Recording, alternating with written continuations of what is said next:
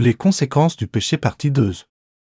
Les amis, je vous invite de vous abonner massivement à ma page pour plus de vidéos. Aujourd'hui, nous allons voir donc quelles sont les conséquences du péché partie 2. Nous pensons que notre Dieu est miséricordieux, amour et lent à la colère.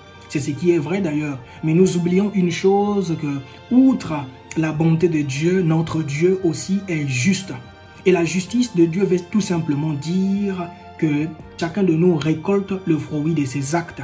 Chacun de nous est payé selon les choix et les actes qu'il pose. La parole de Dieu se trouve dans le livre de Romains 6, le verset 23, « Car le salaire du péché, c'est la mort. » La mort dont il est question ici, ce n'est pas une mort physique, non. C'est une mort spirituelle. Et du grec, la mort veut dire « nékros », qui se traduit littéralement par « spirituellement mort ». Cela veut dire donc être inactif dans la réalisation de ce qui est droit. Pour reconnaître une personne morte spirituellement, c'est lorsque cette personne essaie d'entreprendre des choses. Mais cette personne se trouve dans l'incapacité parce que tout ce qu'elle fait n'aboutisse à rien. Parce que cette personne est morte spirituellement.